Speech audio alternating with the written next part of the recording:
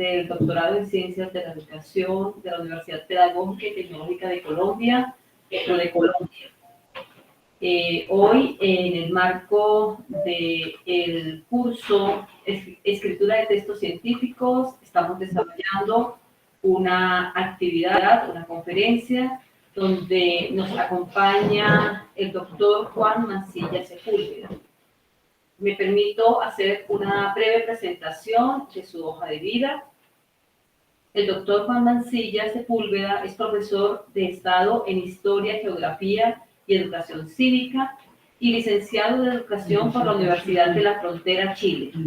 Magíster en Desarrollo Regional y Local por la Universidad Academia de Humanismo Cristiano en Chile.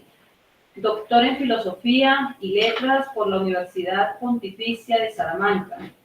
Fue decano de la Facultad de Educación de la Universidad Católica de Temuco en el periodo 2015-2023 en Chile y fue presidente del Consejo de Decanos de las Facultades de Educación del Consejo de Rectores de Chile 2020-2023. El doctor Juan Mancilla integró la Comisión Presidencial de Reactivación Educativa de Chile en el año 2023, vicepresidente de la Sociedad de Historia Latinoamericana Shela e investigador del Grupo ISULA de la Universidad Pedagógica y Tecnológica de Colombia. Lidera el Grupo Atila-E de la Universidad Católica de Temuco, académico del claustro de doctorado en Ciencias de la Educación en Consorcio Universidad Católica de Temuco, Universidad Católica de la Santísima Concepción y Universidad Católica del Maule, junto con la Universidad de Biombo en Chile. Dirige varias tesis doctorales en México, Venezuela, Colombia, Panamá, Honduras, España, Brasil y Chile. Ha impartido docencia en diversas universidades de Iberoamérica y ha dirigido numerosos proyectos de investigación científica con financiamiento de las agencias nacionales e internacionales de investigación y de desarrollo. Ha publicado más de 100 artículos científicos con indexación en bases internacionales reconocidas como Scopus, Web of Science y SCIEL. Integra la Comisión Permanente de la Misión Mapuche, con sede en Ginebra, Suiza, y actualmente forma parte del Chimago Research Group. Doctor Mancilla, para nosotros es un honor que nos acompañe en este curso sobre escritura de textos científicos, precisamente con una conferencia que va en esa línea de cómo escribir textos científicos de altas calidades académicas, especialmente como pensando en uno de los requisitos que todo investigador hoy en día, gústenos o no, debemos tener presente, que es poder escribir, poder transmitir estos conocimientos también a través de una literatura científica. Doctor Mancilla, tiene usted la palabra. Agradecemos antes a todos los participantes que se están conectando de manera virtual, también a los que se encuentran acá de forma presencial. Un saludo a los doctorandos que están en El Salvador, en República Dominicana y en diferentes latitudes. Muchas gracias. Doctor, tiene usted la palabra. Bueno, muchas gracias, doctora Nubia. Un saludo también a los doctorandos que están acá presentes de la Universidad Pedagógica y Tecnológica de Colombia, también a las personas que están conectándose a través de internet, de diferentes dispositivos. Un saludo a la doctora Celina también que está acá. Y bueno, un gusto estar siempre aquí en la UPTC, en Tunja, y la idea es entregar algunas notas generales respecto a la escritura científica para después establecer más bien un diálogo, diría yo, para recoger cuáles son las principales dificultades que se pueden presentar cuando uno debe escribir científicamente. Una primera cuestión aclaratoria tiene que ver con que la escritura académica es un conglomerado general de técnica y procedimiento de escritura que de por sí ya tiene cierta lógica y complejidad.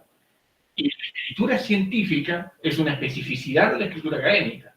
Por lo tanto, y dentro de la escritura científica tenemos que distinguir cómo escribimos cuando estamos frente a metodologías que son cualitativas, metodologías que son cuantitativas o de otra naturaleza.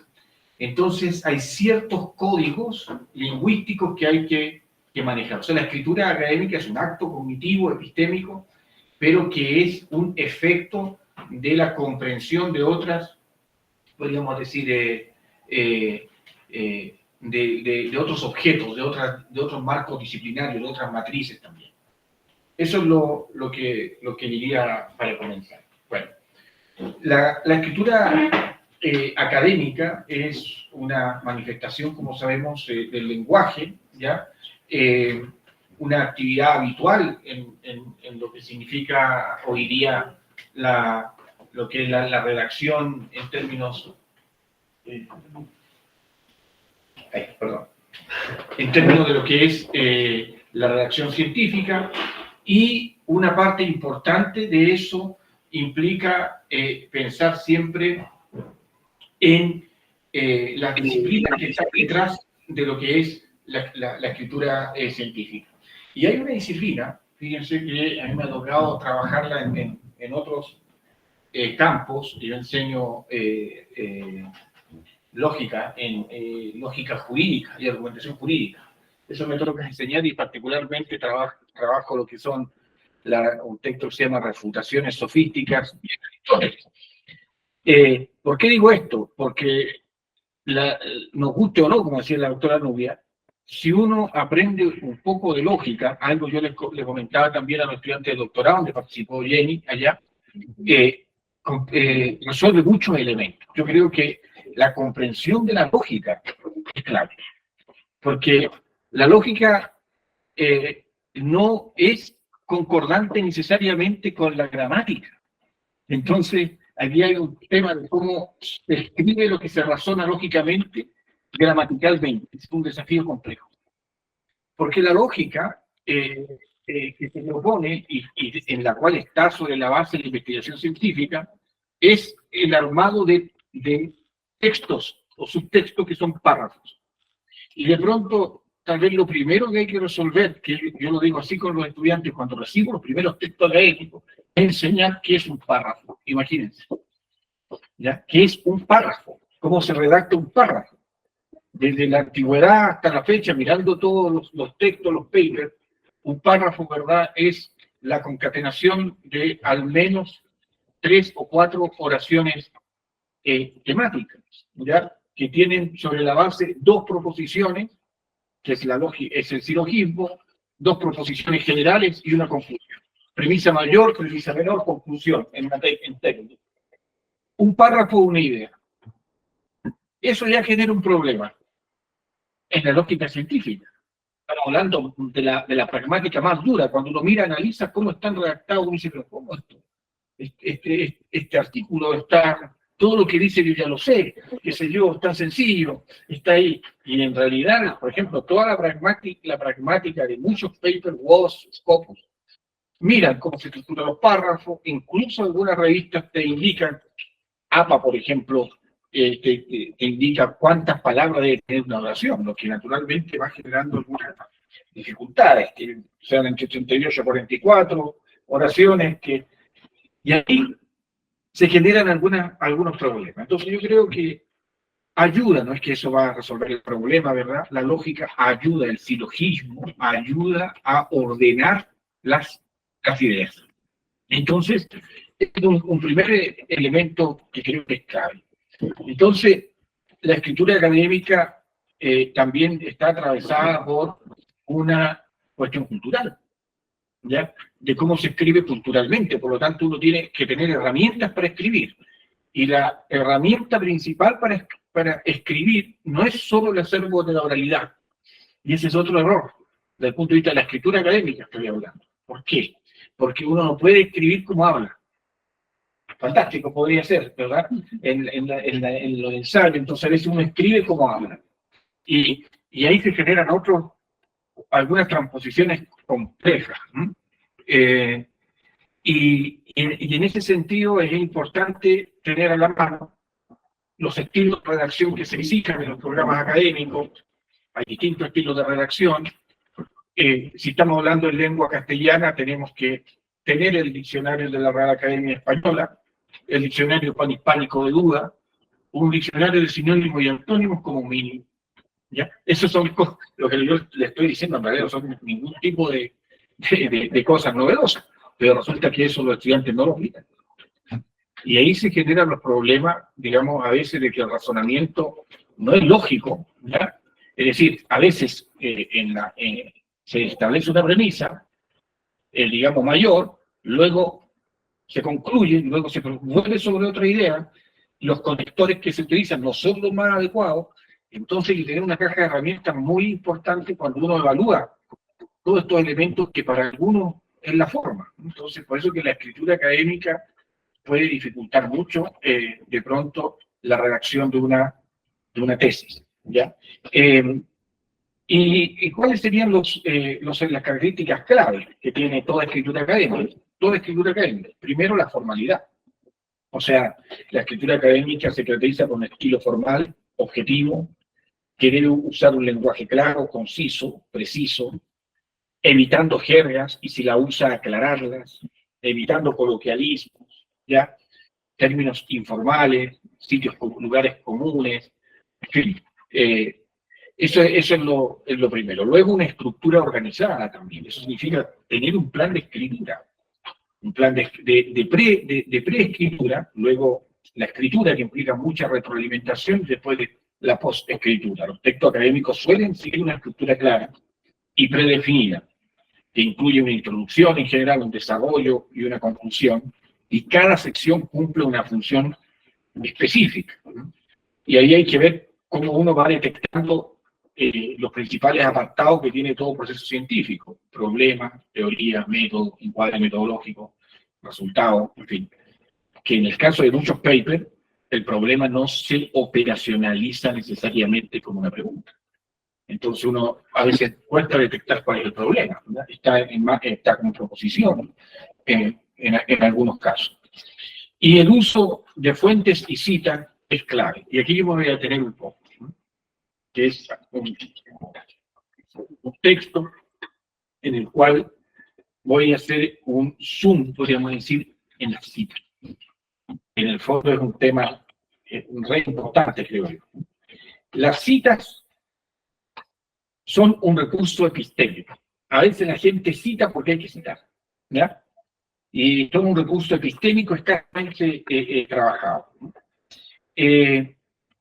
Ahí, en este contexto, las citas, al ser un recurso epistémico, uno dice una cita, ¿no? Y a veces uno dice una cita ya citada. Es decir, lo cual sí, pues, podría ser casi un plagio, ¿ya? Es decir, un profesor ya citó, pero ese fragmento, ese recorte, esa cita, lo hizo otra persona, no lo hizo usted. Entonces ahí hay un tema importante. Cuando uno recurre a una cita, está recurriendo a una intertextualidad. ¿Cómo se elige una cita? Para mí es un acto difícil, no fácil.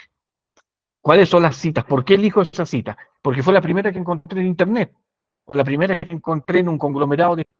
¿Por qué esa cita? Ahí es un elemento relevante que es una primera idea en la escritura académica, el rol que tienen las citas como un recurso epistémico y como una estrategia retórica, porque en el fondo un escritor ya experto entiende la capacidad persuasiva de la citación y es capaz de orientar el uso de la voz ajena en beneficio de su propia escritura. Eso es lo que se denomina la retórica de la cita, ¿ya?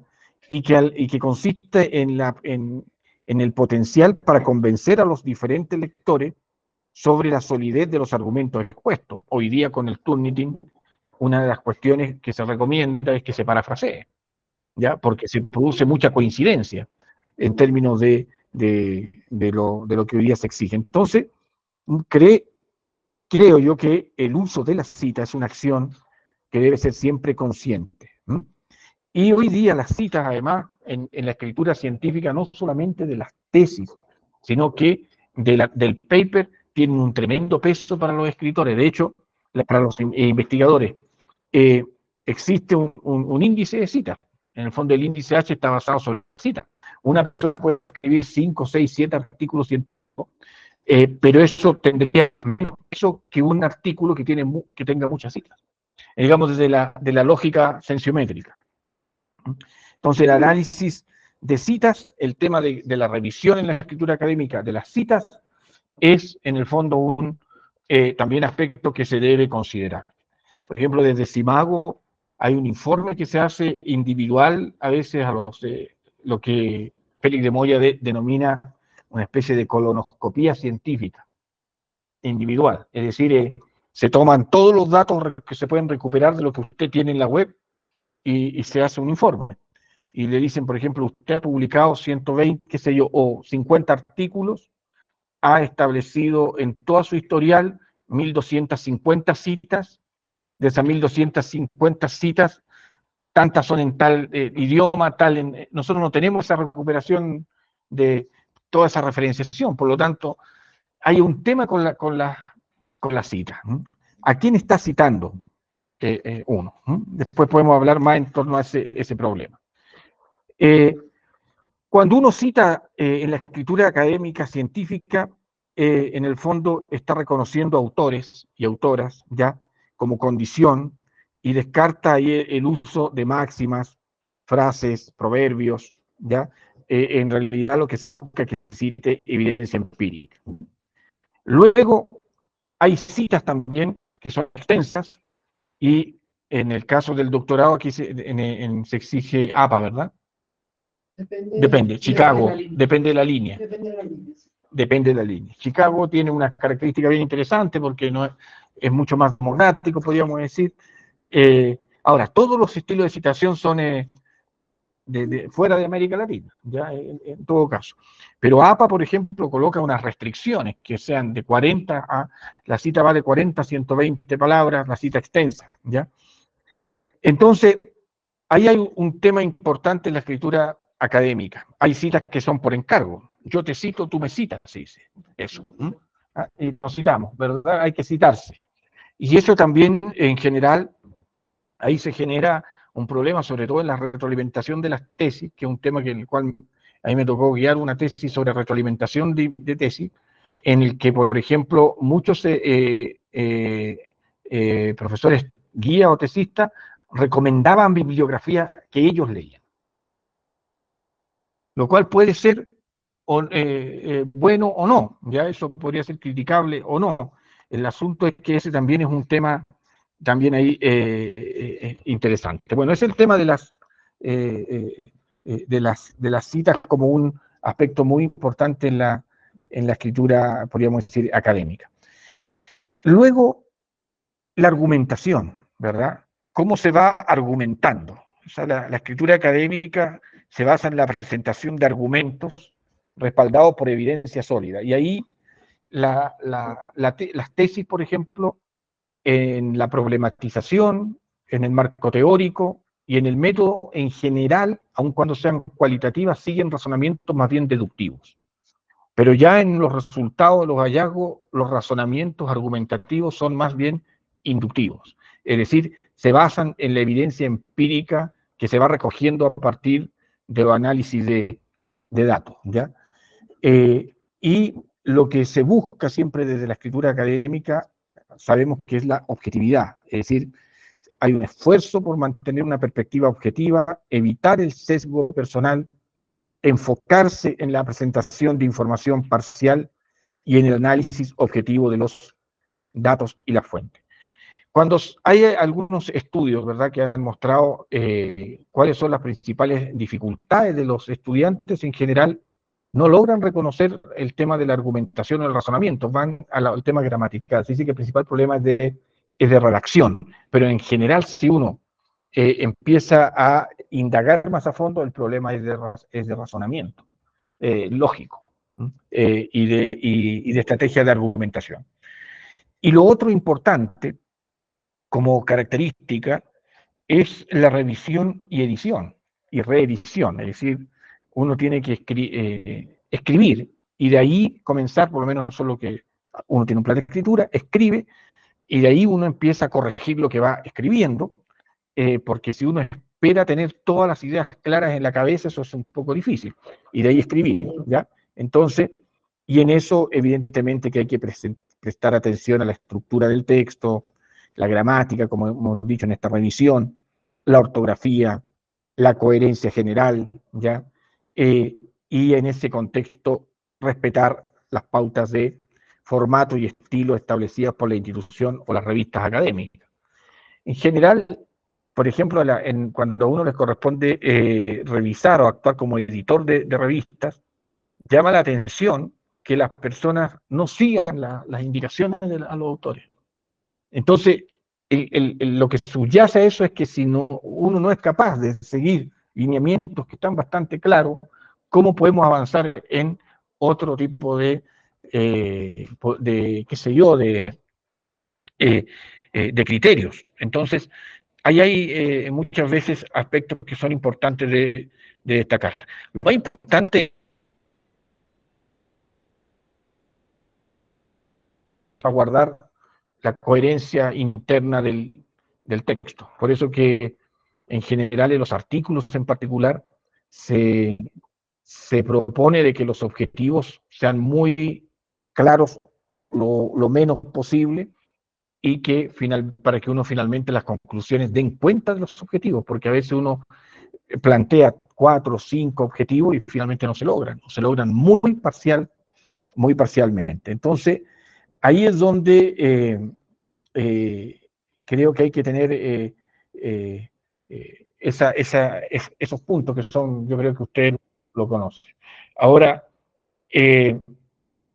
otro desafío importante es el desafío comunicativo, es decir, la escritura académica, científica, todas estas reglas lo que buscan, es informar claramente, comunicar claramente algo que puede ser complejo. Es decir, hay mucho reduccionismo en un paper de un conglomerado de información que se reduce y que muchas veces no se presenta con tanta, con todo lo que uno quisiera, pero el esfuerzo de la síntesis, de la claridad y de la eficacia, y ojalá, como lo convertamos en la mañana, como decía Gabriela Mistral, con un arte hermoso y elegante, eso sería fantástico, pero en realidad muchas veces tenemos esa dificultad, y en la oralidad también.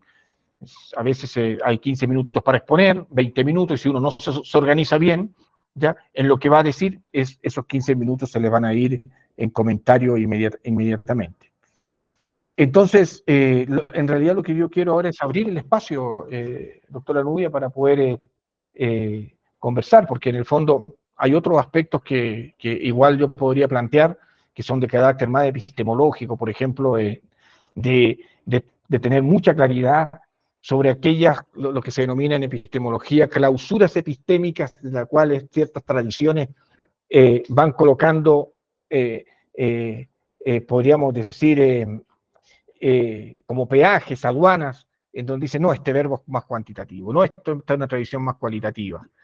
Y ahí, entonces hay debates y consensos metodológicos que también, si uno no los tiene claro, van a transformarse en un obstáculo para la escritura. Porque eso hoy día está en cierto modo superado, pero sigue existiendo una fuerte tradición respecto de la naturaleza, de lo que significa explicar, por ejemplo, que sería antónimo de comprender, cómo se redactan los verbos, eso es muy importante, ¿ya? Hay verbos que son de carácter epistemológico, hay otros que son de carácter empírico, entonces lo importante es saber cuál es la naturaleza del texto. Y en general, el texto de tesis, que es donde están nuestros estudiantes, es empírico, es una tesis de carácter empírica, ¿ya? Y que tiene algunas tradiciones que están yuxtapuestas, pero siempre hay una que es más dominante. Entonces, hay que ahí manejarse en razonamiento, los tipos de razonamiento, los tipos de argumento, por ejemplo, de la teoría de la argumentación, siguiendo un modelo que es bien interesante, el de Toulmin. En ese modelo se plantea que en la tradición cuantitativa, neopositivista, si ustedes quieren, y de toda la escritura que está relacionada con aquello, los argumentos son deductivamente válidos. Y hay toda una, y eso se utiliza en la ciencia jurídica y se ha traspasado un poco a las humanidades. Y hay toda una teoría de los argumentos deductivamente válidos. Luego viene toda una tradición que es más hermenéutica, que se denomina argumentos inductivamente rigurosos, lo que explicaría el debate que planteó Guba en los 80 de utilizar criterios de rigor, no de validez, en los métodos cualitativos, y generando un debate en los congresos de metodología y la investigación, donde la validez interna y externa sería más propia de lo cuantitativo y los criterios de rigor científico más propia de lo cualitativo, siguiendo este modelo de argumentación que sería inductivamente rigurosa, la otra sería deductivamente válida, y luego vendrían otro tipo de argumentos que son argumentos plausibles. Y el problema del argumento plausible es que nos deja a un paso de algo que también me dedicaba a estudiar en el último tiempo. Reconozco que manejaba lo que puede manejar, que son las falacias. La falacia es un argumento que parece verdad, pero es falso. Es una inferencia incorrecta a partir de una premisa que puede ser. Entonces, hay distintos tipos de falacia, y una falacia que es muy peligrosa en la escritura académica es cuando, y por eso que son muy importantes los profesores que guían las tesis, que es lo que se conoce como la falacia ad vericundiam, que en el fondo la falacia ad vericundiam en la escritura es esa falacia en la cual usted cita a un autor relevante y como lo citó, como es relevante y está ahí instalado, es una autoridad, es que lo dijo el Papa y que me importa a mí, podría decir yo, ¿no? Es que lo dijo Vygotsky. Y citas a Vygotsky y tú quedas atrapado. ¿Cómo vamos a sacar a Vygotsky de aquí? Digamos, o citas a una autoridad. Pero eso no tiene nada que ver. ¿Qué tiene que ver Vygotsky en este estudio cuantitativo de naturaleza experimental? Claro, y pasan ahí. Entonces, por eso es que toca limpiar mucho y detectar eso, porque no tiene mucho que ver en la lógica. O cuando se colocan expresiones que nadie conoce, ni siquiera el guía, que sería una falacia, por ejemplo, de tipo eh, ad ignorantiam. Es como si usted me empieza a hablar ahora qué sé yo, Jenny me empieza a hablar de todo lo que es la laguna, toda, ¿verdad? Todo el lío me habla de todas las organizaciones de la gente los cebolleros en Aquitania, y después me dice, ¿usted qué le parece? Yo, ¿qué te voy a decir?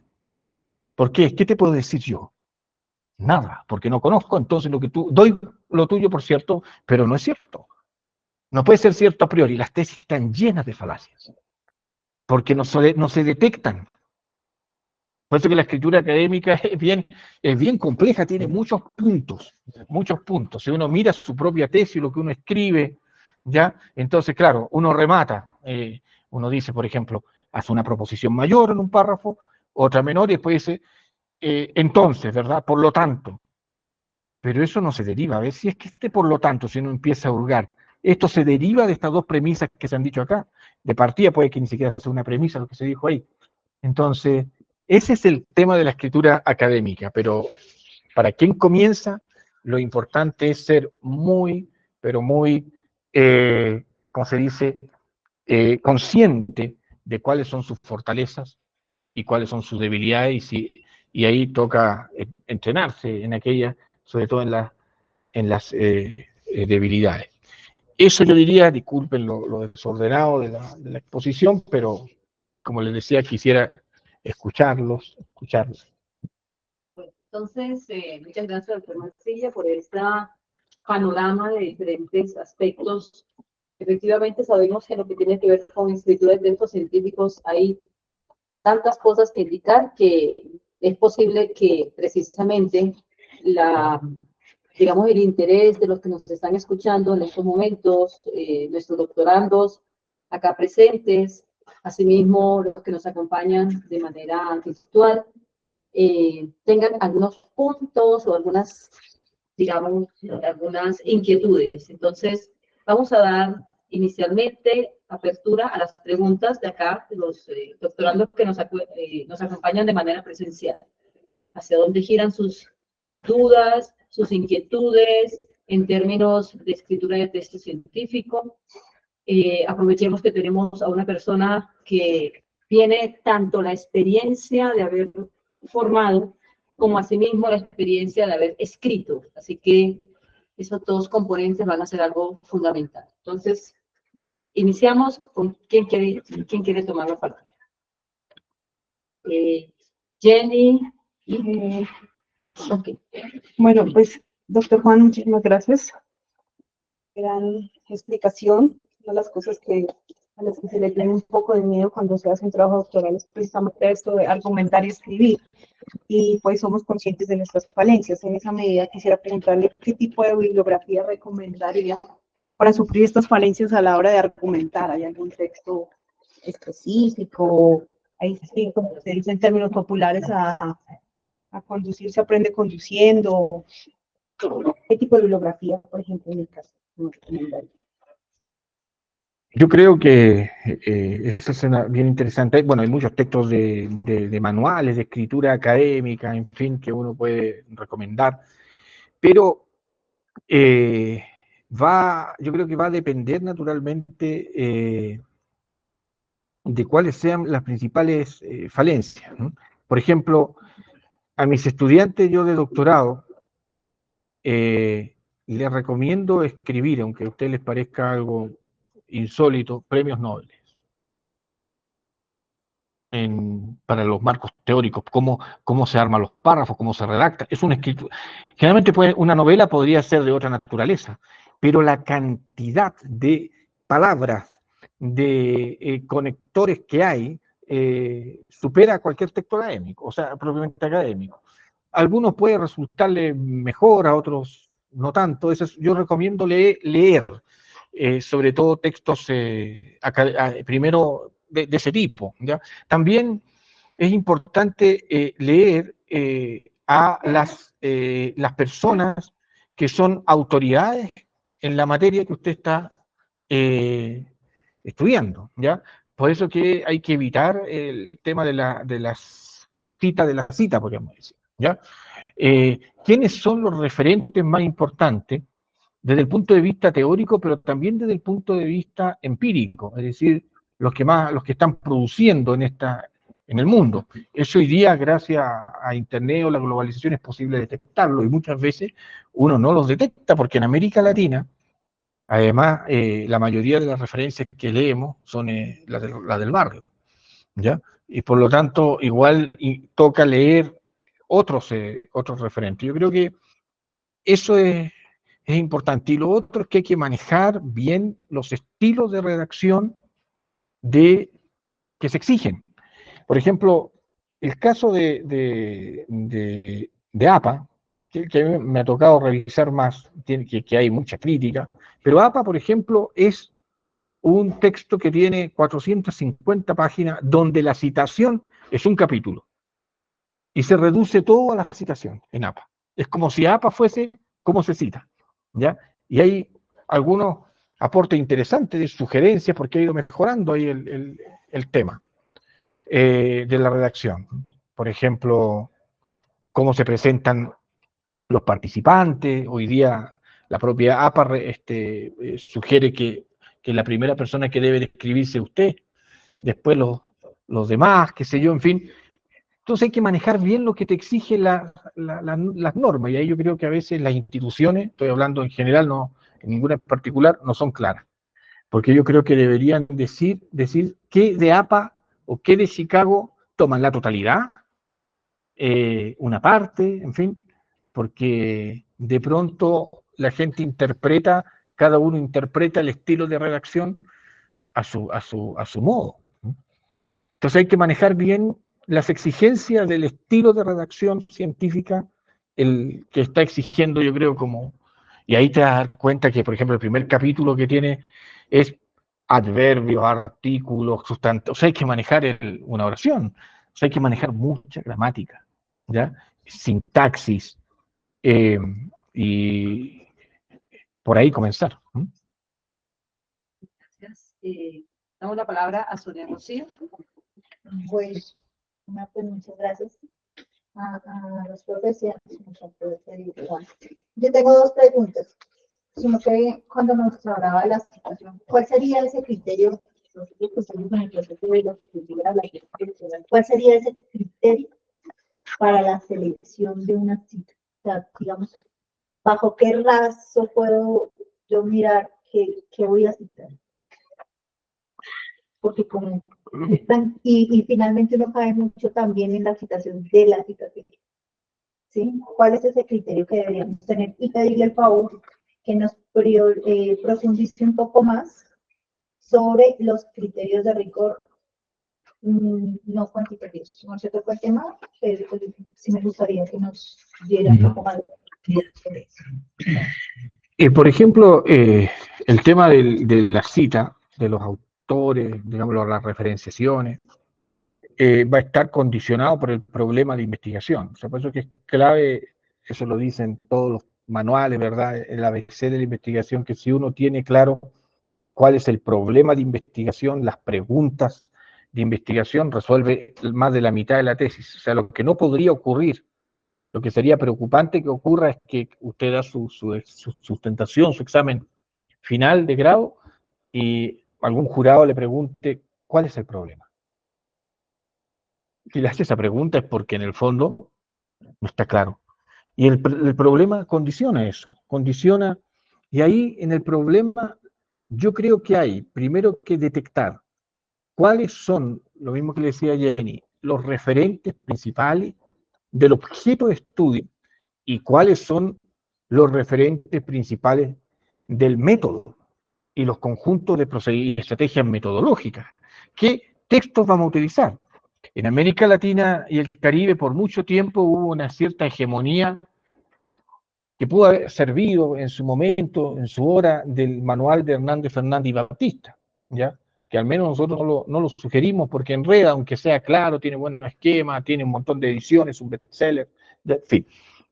Pero en el fondo usted tendría que ver quiénes son los que mejor están trabajando entrevistas, quiénes son los que le han dedicado su vida a estudiar las entrevistas, por ejemplo, y ver qué proponen, pero no llegar y citar al primero cuáles son, y ahí uno verá, digamos, cuál es su orientación en ese sentido. Lo otro que yo creo que también es bien complejo es que no todas las definiciones logran una adecuación a mi tema. Por ejemplo, cuando uno dice esta investigación es cualitativa y le coloco cualquier definición, la que encontré.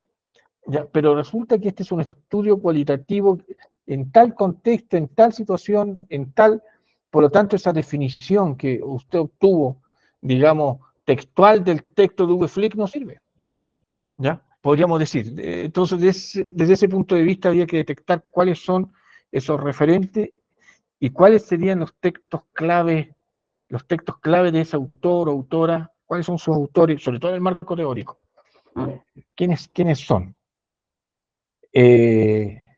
Norman Denzin e Ivona Lincoln, que trabajan juntos hasta el día de hoy en la Universidad de Illinois, que han escrito mucho sobre investigación cualitativa, y están en una perspectiva bien crítica. Ellos hablan de lo que se llama como bricolage, como un ¿verdad? Paño con distintos cuadrantes y colores. En el fondo eso es lo que uno tiene que ir construyendo. Pero ahí hay que ver cuáles son los autores de acuerdo al tema. Y lo otro es que hay que, lo que se denomina, la palabra a lo mejor no es la más adecuada, pero es la que se usa, normalizar los conceptos. Es decir, hay conceptos ¿cuáles son los conceptos que se pueden entender en todo el mundo?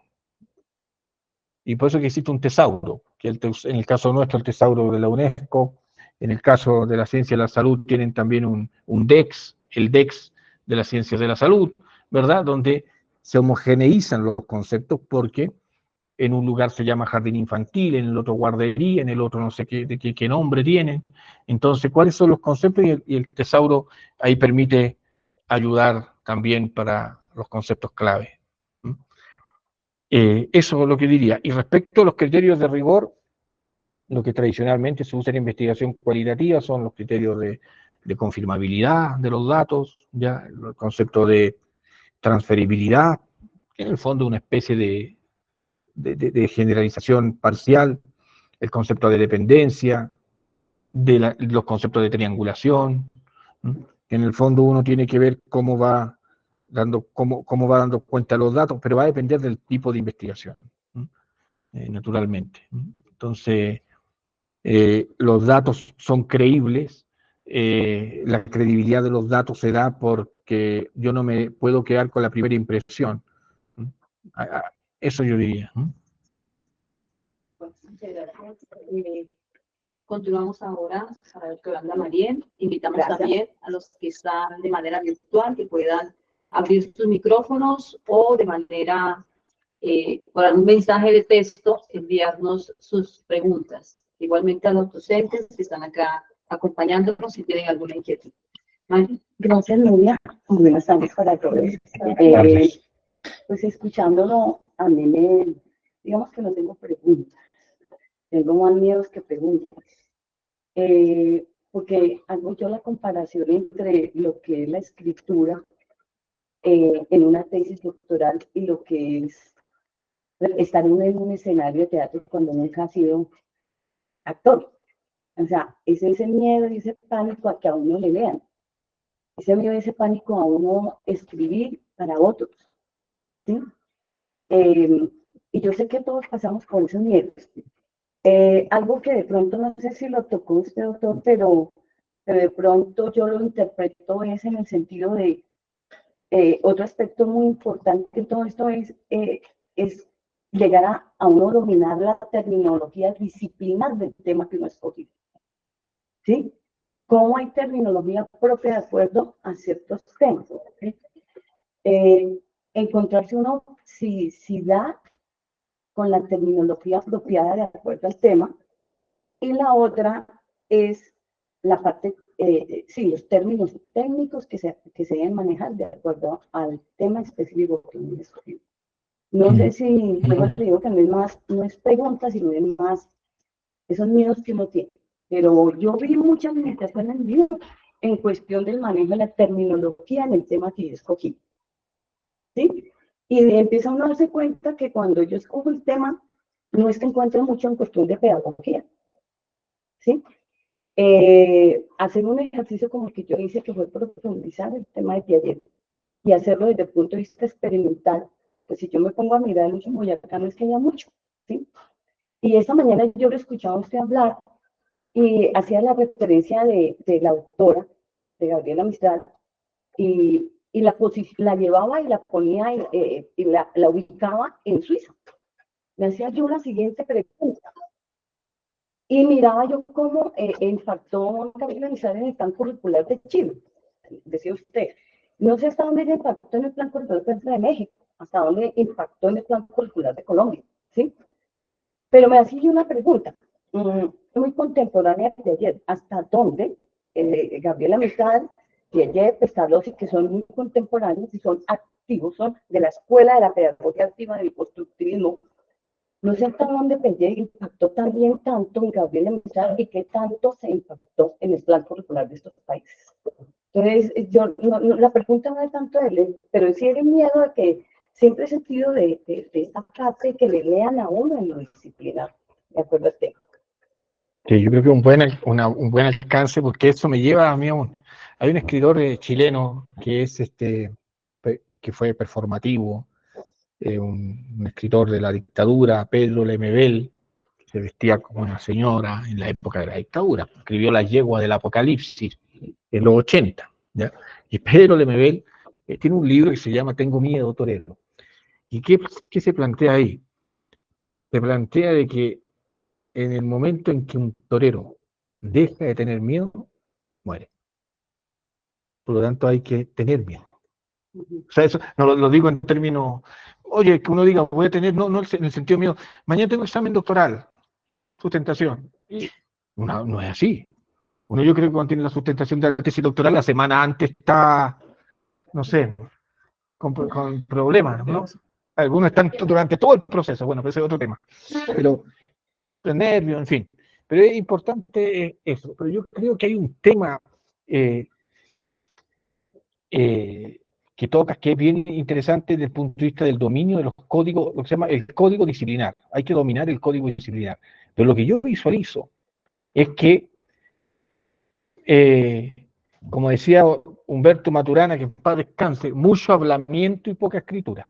Es decir, no manejamos la lengua castellana. La lengua en que vamos a escribir la tesis no la manejamos. Ese es un problema. Pero un problema grande porque hoy día, por lo menos en Chile, se ha privilegiado la comunicación más que la gramática. Y por lo tanto hay mucha libertad, qué sé yo, en fin. Claro, y ahí es donde uno se encuentra con cosas como, por ejemplo, como dice, el aprender es muy relevante. Y uno tiene que decir que es el aprendizaje. Por decir algo, artículo, sustantivo, verbo. Eso no está tan claro en estudiantes de doctorado, en el caso nuestro. No está tan claro porque, y eso significa que hay mucho gerundio. El gerundio es como un enemigo de la escritura científica, abuso. También se dice, por ejemplo, en Vancouver, que eso es que cuando necesitan los médicos igual, evite, claro, porque tampoco es clara la norma, lo mismo ISAPA, evite la primera persona, lo cual no significa que no la use, pero no significa que la use. Claro, claro. Entonces, la reiteración también de los... En fin, desde ese punto de vista, creo que el dominio de la...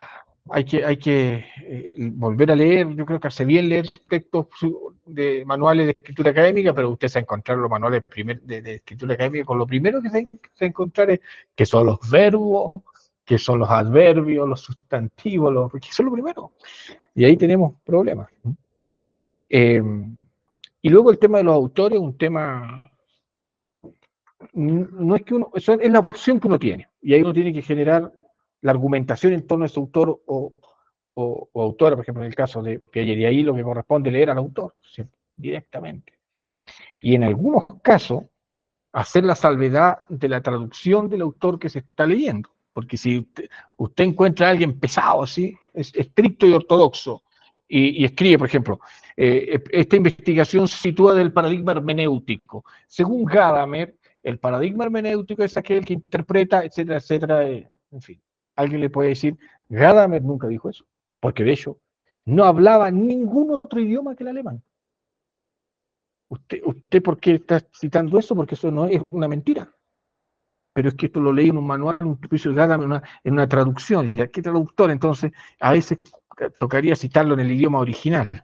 Hay cosas de ese tipo también. ¿Qué pasa? ¿No? Porque uno tiene que ir hacia... los doctorados son fronteras del conocimiento. Uno tiene que llegar hasta el límite donde se pueda llegar. Profesora Celina. Carolina, sí, sí. Bueno, doctor Juan, primero agradecerle por este espacio, a los profes del doctorado por abrirnos estos espacios, porque como bien lo decían mis compañeros, uno se enfrenta a ese miedo de escribir y de la rigurosidad que tiene una tesis doctoral, ¿sí? Entonces, yo pienso que sí, uno de los primeros parámetros, sin duda, es esa lectura que nos fortalece.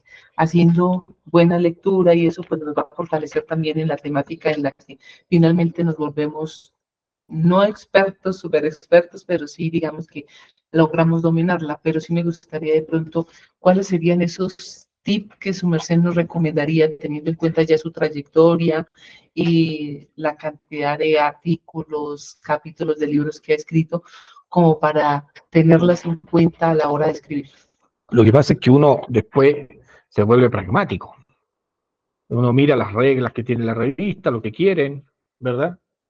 Qué artículo, cómo escriben los artículos. Uno mira, a ver, esta revista, estos artículos, el promedio de referencia es tal. Voy a citar esa cantidad. Uno se vuelve pragmático en términos de lo que significa, porque para mí toda esta lógica sensiométrica es un medio para, no un fin en sí mismo. Porque y a los estudiantes le exigen escribir un artículo, pero también si usted no logra comprender bien las instrucciones, puede tener dificultades, estudiantes que están con dificultad en estos momentos porque no han publicado un artículo que es un requisito para la tesis. Pero la recomendación que yo daría es ir paso a paso, ¿no? O sea, el ubicar el tema, ubicar el problema, ya ir teniendo bitácora, eso ayuda muchísimo para que tú vayas viendo cómo se va, bitácora de escritura de investigación, vayas visualizando cómo se va delimitando, si es que en algún momento logra delimitarse tu tema, ya porque vas a encontrar retroalimentación de uno, de otro. Pero lo importante, aunque no tenga las palabras adecuadas, es saber cuál es el problema aquí, cuál es el problema de investigación. Y a veces el problema no necesariamente implica que usted vincule una cosa con la otra. Por ejemplo, lo cuantitativo, eso es habitual. Cuando se buscan correlaciones, se buscan. Entonces, a veces lo cualitativo, hay tesis cualitativas que están muy camufladas en lo cualitativo, pero son tesis, tienen un revestimiento cualitativo, pero tienen una lógica cuantitativa, que buscan relacionar este con este. Y una historia de vida, por ejemplo, es una historia de vida. Entonces, es muy importante comprender, yo diría bien, cuál es el objeto de estudio para poder visualizar cuál es el mejor método, el método más apropiado en esta circunstancia, en este tiempo, para lograr abordar ese problema de investigación.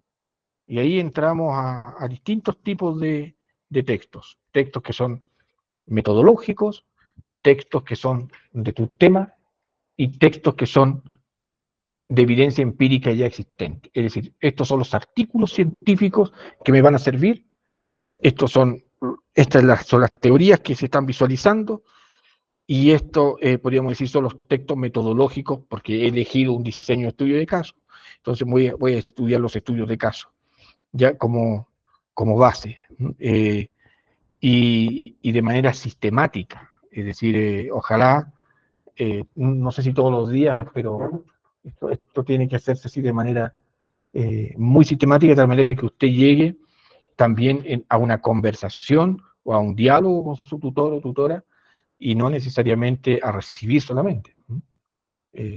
Muchas veces también la calidad de los programas de doctorado tiene que ver con la calidad de la perspicacia y rigurosidad de los estudiantes de doctorado. También son las dos cosas, creo yo.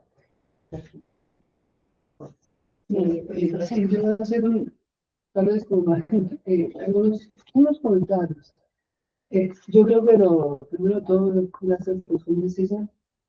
Segundo, aparte de lo que usted ha dicho, yo creo que cuando se empieza un doctorado, todas y todos nos metimos en un problema que va a durar toda la vida, y es escribir. O sea, una cosa, y usted lo ha dicho muy bien, lo que es escribir la tesis, pero escribir artículos, y cuando uno sustenta, pues va a seguir escribiendo. Entonces, cada vez se enfrenta a esos miedos, a esas situaciones, y de pronto ya cuando tenemos el doctorado y estamos como docentes, como evaluadores, directoras de tesis, de artículos, entonces ahí tenemos como una doble lectura, ¿no? Una está escribiendo, pero también está del otro lado de la evaluación. Y yo pienso que ahí eso pues a mí es lo que creo que lo primero que seguramente impacta, además de lo que ya es la profesora Mancilla, es también los autores y autoras, ¿no? Entonces uno mira la bibliografía y esto lo orienta bastante y compara con lo que se ha propuesto el artículo, de qué se trata el artículo, bueno, todo lo que hemos dicho, el objetivo, etcétera. Y entonces empieza uno a mirar esa relación entre los autores y autores que utilizan la citación, y ya uno como que, o por lo menos a mí me va como revelando hacia dónde va el artículo, cuáles son los referentes teóricos, por supuesto, ¿sí? Y de pronto lo que dice el profesor Mancilla, de pronto aparece una cita allí de la nada, y uno dice, pero ¿cómo si no estaba hablando de esto? Entonces yo pienso que eso es una alerta, no solamente como evaluadora, sino también como autora, ¿sí? Ya, ¿por qué sí, por qué no este autor, esta autora, qué relación tiene con lo que yo le estoy diciendo? Y definitivamente estoy muy de acuerdo también en que no trabajamos, y desde desde el principio no trabajamos bien la estructura de la lengua. Y es un problema que no solamente es para la escuela, el pregrado, sino también para el doctorado y después. Porque una cosa es, claro, ese conocimiento, esas temáticas que nos llaman, pero otra cosa es la estructura. Y yo creo que esto se nos puede juntar y eso entraña una dificultad adicional. Una dificultad adicional bastante grande. Y por eso me parece muy pertinente, bueno, pues leer.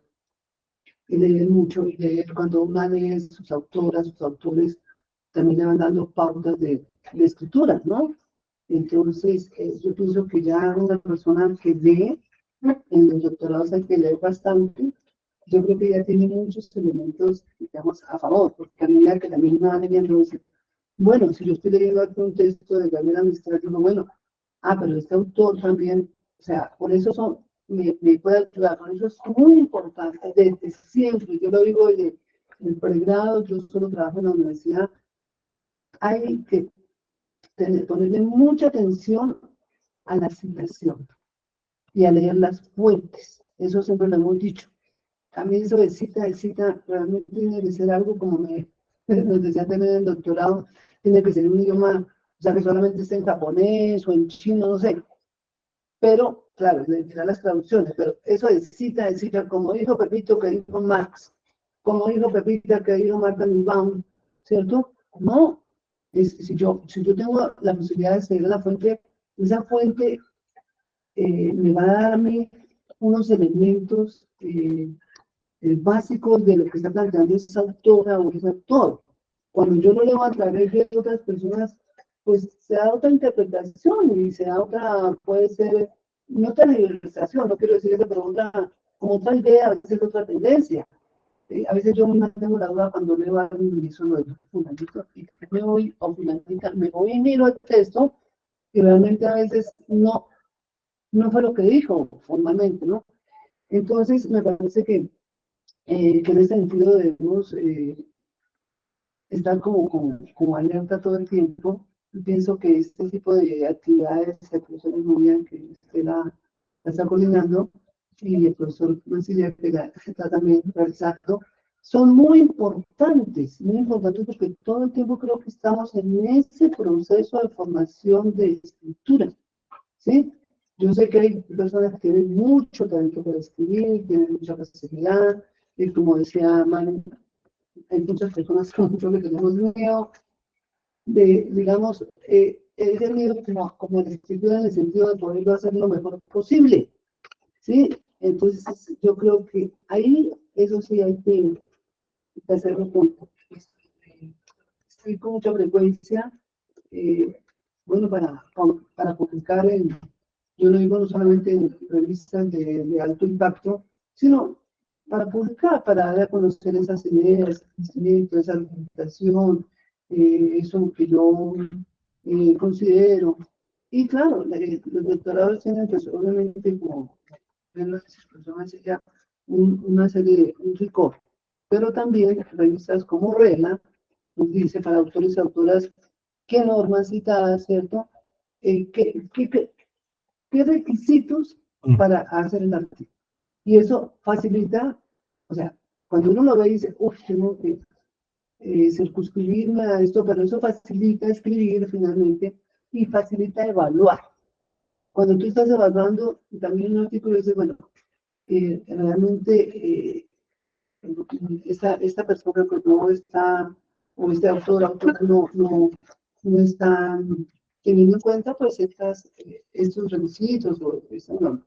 Entonces pienso que sí ayuda muchísimo que parezca una formalidad, porque a mucha gente le parece una formalidad, a mucha gente le parece que eso es bailarín. Desde el principio, desde lo primero que se escribe en el doctorado, es decir, voy a trabajar con tales normas para la tesis y seguir rigurosamente esas normas durante todo el trayecto. Entonces las llevo a ir mirando, a ir afianzando, a ir revisando la escritura. Entonces, bueno, para cerrar, quisiera decir que escribir no es fácil, igual la escritura de los demás tampoco es fácil. O sea, tú como directora de una tesis también, pues cuando la tesis está bien escrita, pues hay una facilidad, un placer de leerla cuando está, yo no voy a decir que está mal escrita, no voy a estar ahí, pero cuando ciertas características, pues se hace mucho más difícil de comprender sino de evaluar. Esto era un comentario simplemente que yo quería hacer respecto a esas experiencias que hemos tenido, que seguimos teniendo, por lo cual estamos aquí también escuchando y aprendiendo. Muchas gracias. No sé si pues queda No sé si hay alguien alguien de la sala de la sala que quisiera hacer. quiera tomar la palabra, que se encuentre en línea, que quiera de pronto manifestarnos sus inquietudes, alguna pregunta para el profesor Mancilla. Puedan levantar la mano, abrimos micrófono.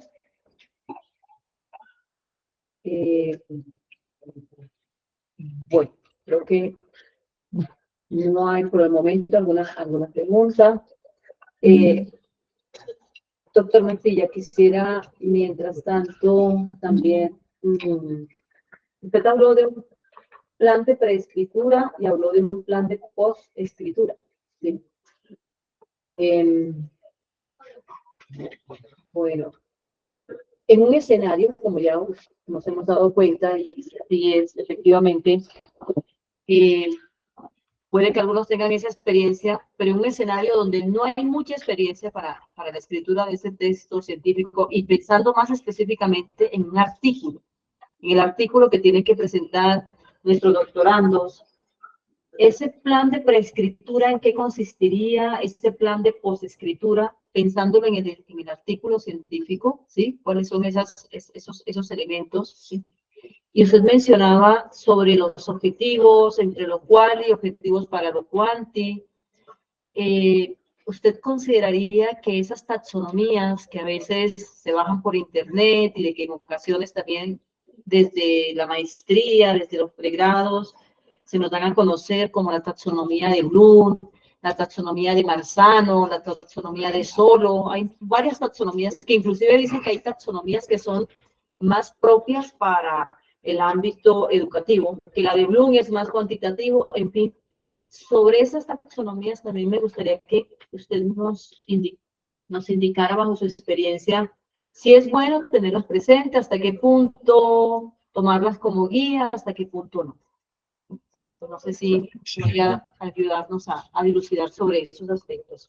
En los planes de escritura, plan de postescritura y lo de la taxonomía. Sí, bueno, yo tengo que también decir que gran parte de lo que yo digo es parcial, porque lo digo también desde un campo que es la epistemología. Y aunque mi formación doctoral es en filosofía y letras, y particularmente en lo que es epistemología, y desde ahí también uno habla, y la epistemología se entiende tradicionalmente como como la filosofía de las ciencias, a diferencia de la gnoseología, que es, podríamos decir, que es la filosofía del conocimiento en general.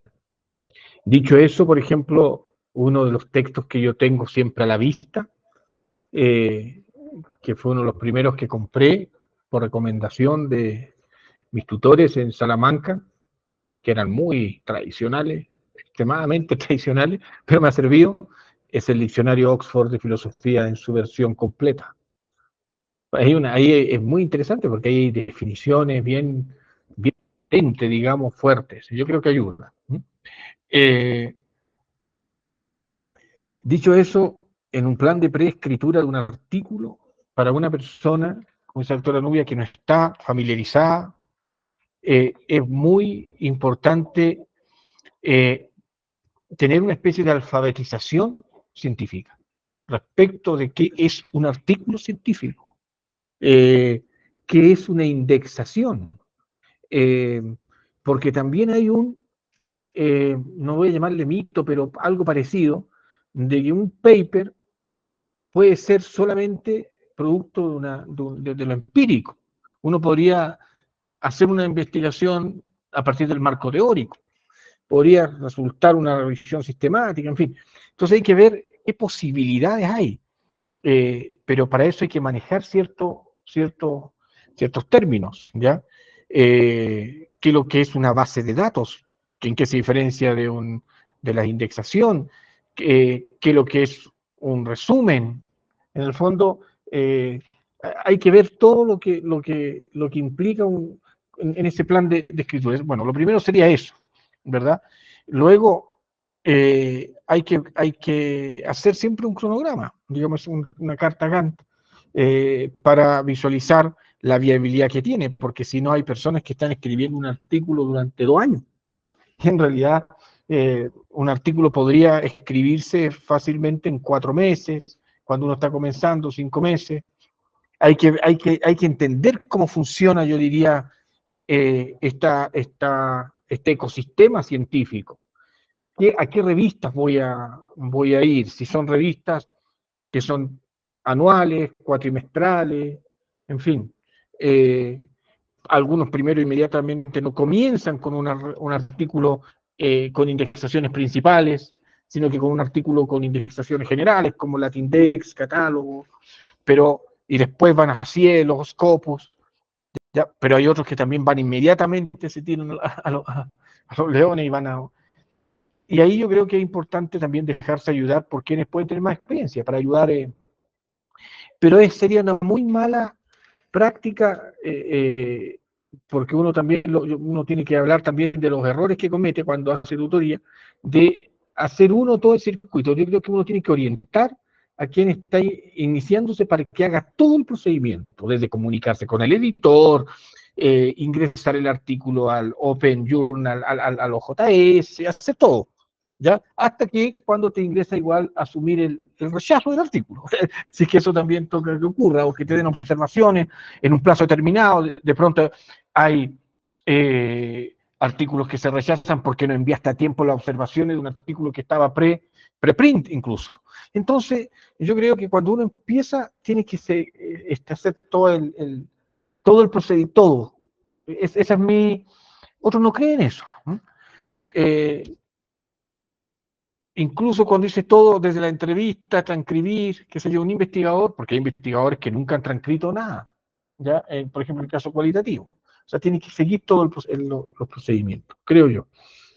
Y lo otro era sobre la taxonomía ya. para los objetivos, entre lo cual y lo cuanti. Pero ahí hay todo un debate, porque en el fondo las taxonomías las que se mencionaron, claro, están más como en el ámbito de la organización, ¿verdad? La planificación de la enseñanza, sea universitaria, y a veces se trasladan. Algunos dicen, bueno, los verbos existen para todo, pero hay un tema que se complica, a mi juicio, que tiene que ver con aquellos verbos que son de carácter epistemológico, que son más difíciles después de visualizar para poder comprenderlos. Si la tesis es empírica, por ejemplo, que implicó encuestas, entrevistas, qué sé yo, en fin, si uno dice, el objetivo general es comprender, cuesta dar cuenta de eso. ¿Cómo yo me doy cuenta que usted comprendió? O tendría que tener una rúbrica muy especializada en la operacionalización de los actos del comprender. Distinto, por ejemplo, si uno dice que va a analizar o va a determinar, que son verbos, en este caso, más cuantitativos, podríamos decir. Hay verbos taxativos, como determinar, establecer, explicar, que es un verbo que busca establecer causalidad mecánica. La explicación tiende a ser más cuantitativa, pero de un paradigma más neopositivista.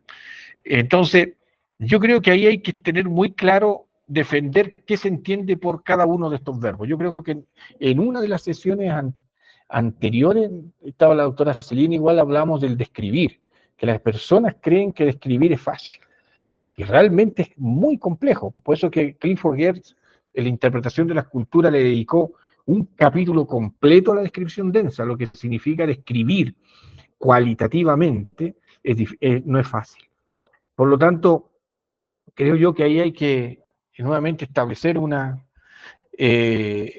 conceptualización de ese verbo, y ayudar también a los estudiantes de doctorado cuando se trabaja en la retroalimentación, porque ahí hay otro tema, porque muchas veces con los verbos pasa que uno hace una observación y le coloca un signo de interrogación al estudiante. Y ahí el estudiante le toca hacer también cursos de brujería, ¿ah? De interpretación de signos, ¿no? Una cosa más casi de otro tipo. O te dicen corregir o qué sé yo, entonces, pero ¿por qué no? Hay que explicar por qué no, qué significa, ¿no? En fin, por eso depende de la naturaleza del estudio. Yo creo que en el caso cuantitativo, esa es mi impresión, la doctora Nubia ahí podrá decirme igual, mejor incluso, está más claro el tema, en lo cual se desdibuja un poco el asunto. Muchos utilizan, por ejemplo, el verbo develar, que en el fondo es el desocultamiento de algo, ¿ya? Uno devela, pero otros dicen que la mera desocultación es como casi, hay que agregarle algo más, entonces algunos utilizan dos verbos, uno conjugado y otro develar descriptivamente, en fin. Por eso el tema de los verbos el tema de los verbos es tan difícil como el tema de las transcripciones, porque las transcripciones es otro tema, que para poder transcribir realmente algo con un convencionalismo específico para poder dar cuenta de los silencios, de lo alza de voz, la baja de voz, los énfasis, los ruidos, en fin, todo lo que significa una transcripción, excluyendo incluso elementos que pueden ser no verbales, es de una enorme complejidad. Por eso hay algunos autores que hablan de cuidado con las transcripciones, cuidado con los verbos de los objetivos. Y vienen otras preguntas, que son cuántos objetivos deben ser, en fin. Va a depender naturalmente de la naturaleza del problema. En estos espacios de formación y de extensión que tiene el doctorado en Ciencias de la Educación de la Universidad Pedagógica y Tecnológica de Colombia, se vinculan también estudiantes del doctorado en República Dominicana, el doctorado en Gestión Educativa del Instituto Superior de Estudios Educativos. El doctorando Manuel Alberto Montero plantea la siguiente inquietud para el rector Mancilla. Dice: saludos cordiales, me gustaría conocer su opinión sobre el uso de herramientas de inteligencia artificial generativa como apoyo para la escritura de artículos. ¿Recomendaría su uso o no? ¿Ayudan o limitan estas inteligencias artificiales a la adquisición de habilidades de escritura científica? Sí, Gracias por la pregunta. Sí, es una gran pregunta. De hecho, hace un mes hubo en un congreso, un seminario, en Valdivia, era de revistas académicas científicas de Chile. Y yo estuve en una mesa con una persona que era experta en la Universidad de Santiago en inteligencia artificial y escritura académica, que no es mi área. Tal vez tenga también que indagar más en eso, porque es algo que va a estar presente, ya está presente, ya se usa mucho el tema del ChatGPT, ¿verdad?, para iniciar procesos, pero naturalmente que hay algunos límites, digamos, que tendremos que establecer, que se tendrán que establecer.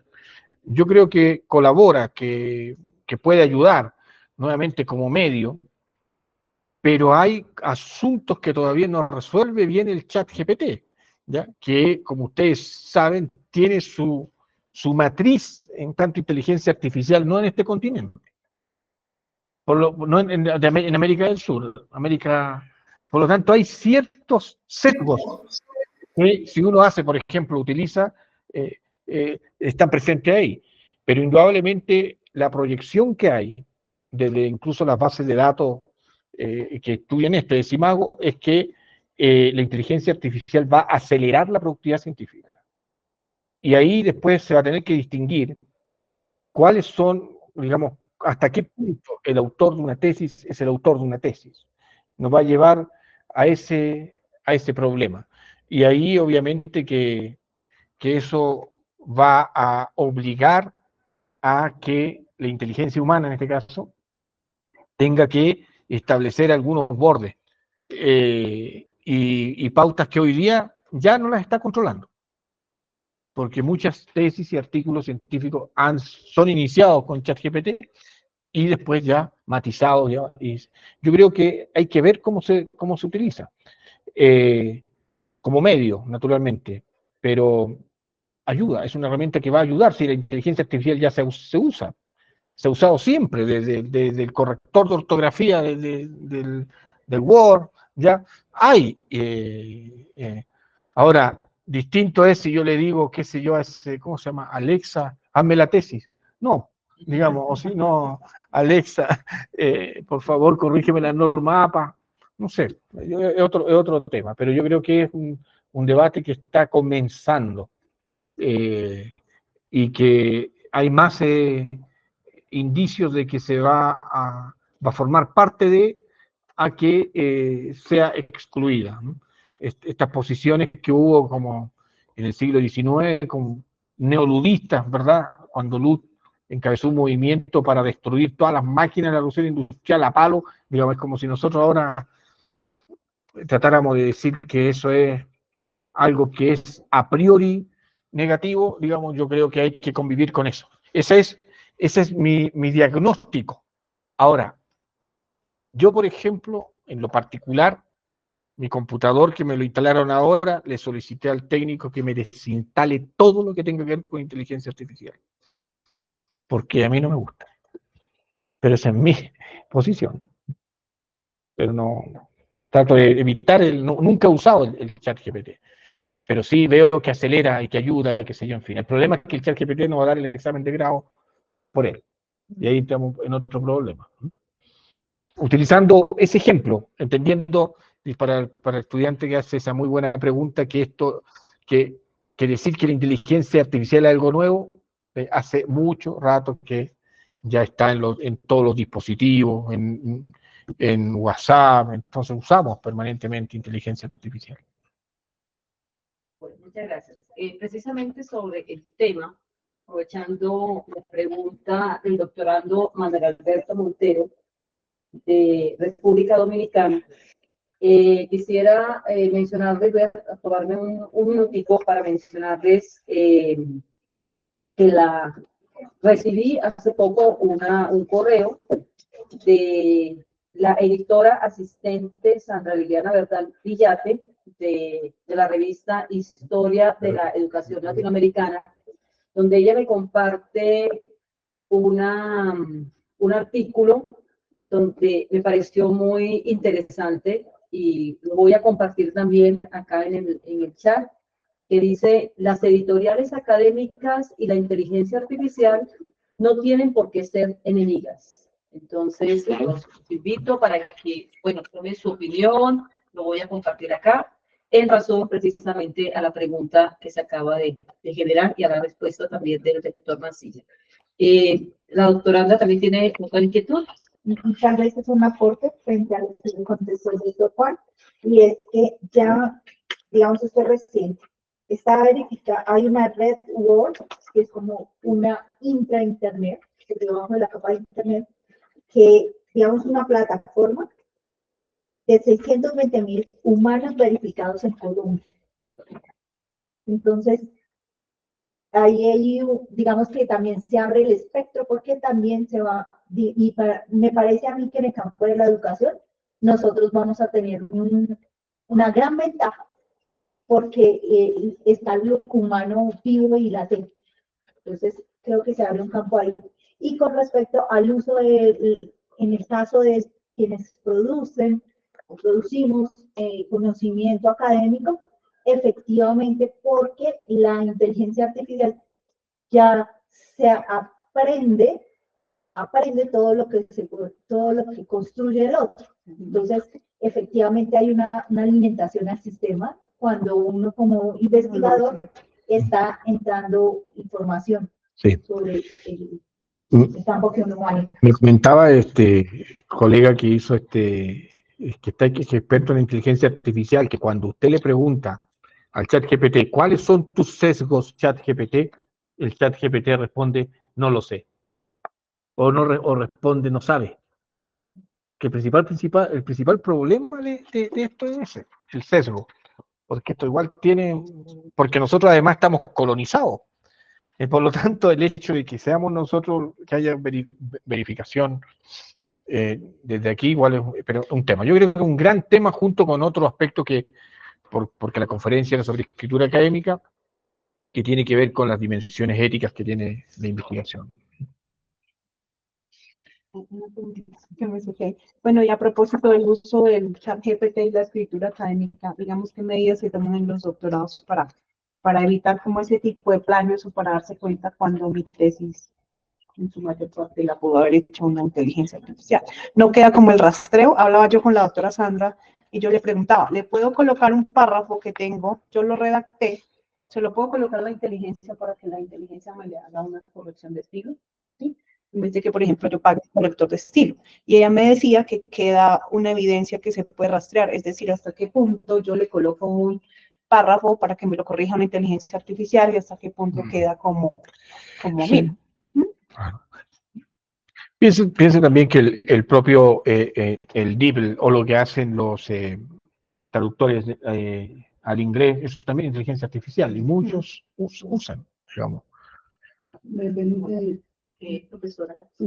lo que estaba diciendo es que, claro, en este momento, pues yo no soy experto en este tema, pero lo que veo en la renta, en este momento hay problemas con la autoría, precisamente, de lo que se hace a través de la IA. De hecho, ya sé que algunos en Estados Unidos, ahorita no recuerdo exactamente los nombres, han demandado porque se están utilizando varias teorías, varias obras de autores y autoras, y cuando se incorporan ya a la inteligencia artificial, parecería que la inteligencia artificial es digamos, ese sistema es la autora, ¿cierto?, de eso.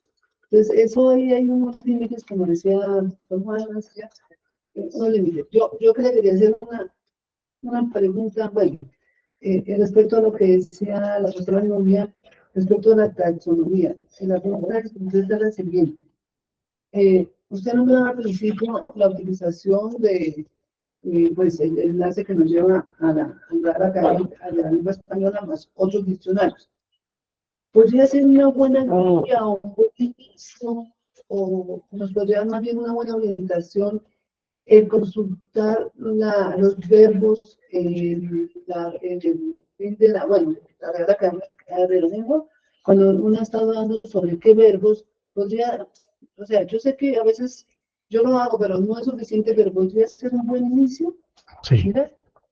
Yo creo que sí, y se podría complementar igual con los debates, el gran debate, por ejemplo, epistemológico que es occidental, que es que estableció en su obra Dilthey, cuando él es uno de los que separa las ciencias naturales de las ciencias sociales, es el que, producto a su vez de una reflexión kantiana, el Erklärung, que es el concepto alemán de explicación, versus Verstehen, que es el concepto alemán de comprensión, y lo colocan las ciencias naturales, que serían ciencias nomotéticas, y ciencias sociales, que serían ciencias ideográficas y hermenéuticas, inician una guerra casi fría, podríamos decir, epistemológica, en donde las ciencias naturales tienen una cantidad de términos, variables, muestras, generalización, explicación, y las otras tienen otra, digamos, vertiente o tradición,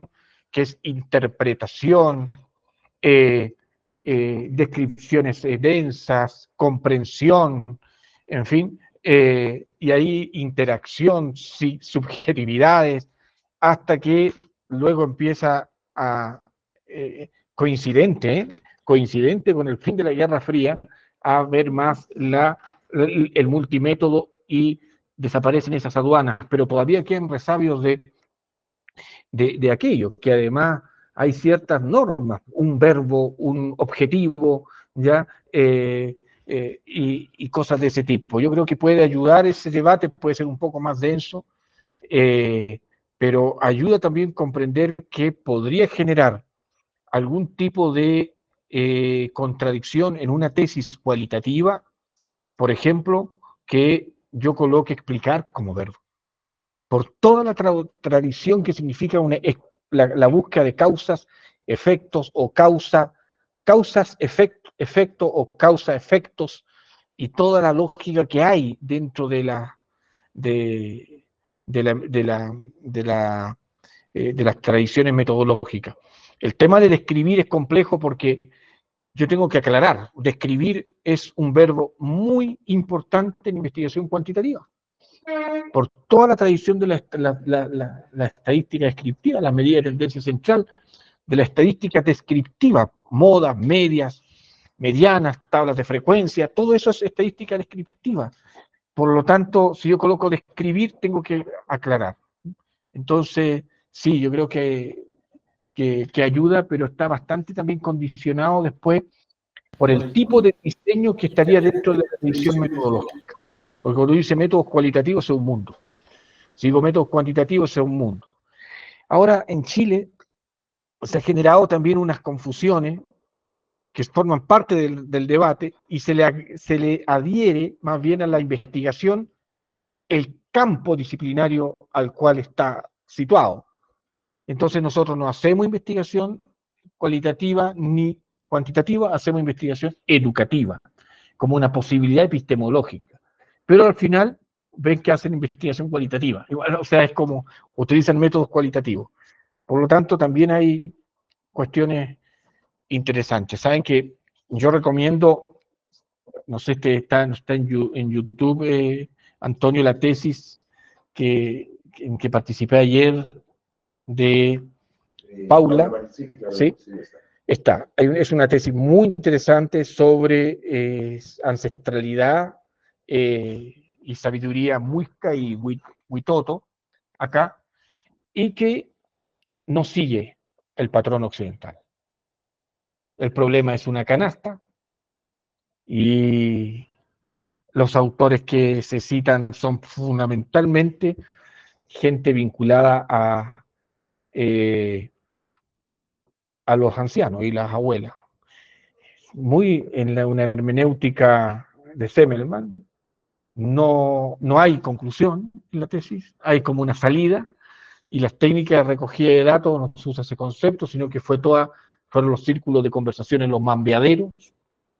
Una tesis de las pocas que yo conozco que no sigue la lógica occidental científica, pero que sí sigue una lógica de cómo se construye el conocimiento en esas comunidades. Ahí cambiaron un poquito el paradigma, ¿no? Es una tesis decolonial. Es interesante, ¿no? Pero está planteado desde ahí. En este caso, la profesora estuvo un año viviendo con la comunidad y haciendo todo un proceso en donde todo era importante, ¿verdad? Los sueños, ¿ya? Y todo lo que surgió desde ahí. Entonces, nuestras tesis que tenemos siguen una lógica más clásica, ¿no? Es decir, problema, teoría, método y resultados o hallazgos. Bueno, entonces, muchas gracias, doctor Mancilla. Y gracias por los que nos acompañan de manera presencial, a la doctora Celina, profesora acá del doctorado, también los estudiantes del doctorado que nos acompañan acá, e igualmente a los que se encuentran de forma virtual. Doctor Mancilla, ha sido muy grato escucharlo, ese espectro, ese panorama sobre la escritura científica, la responsabilidad que tenemos, las pautas que se pueden de pronto ir dando, pero que obviamente ya la particularidad de la misma escritura, de la misma temática, van a ir marcando propias opciones. Entonces, los seguimos invitando para que se conecten en las otras actividades del día de mañana, jueves 24 y viernes 25, dentro de la jornada académica que tiene el doctorado. Algunas de ellas van a ser de forma presencial, otras de forma virtual, para que nos puedan seguir acompañando. Muchas gracias. Muchas gracias. Muchas gracias.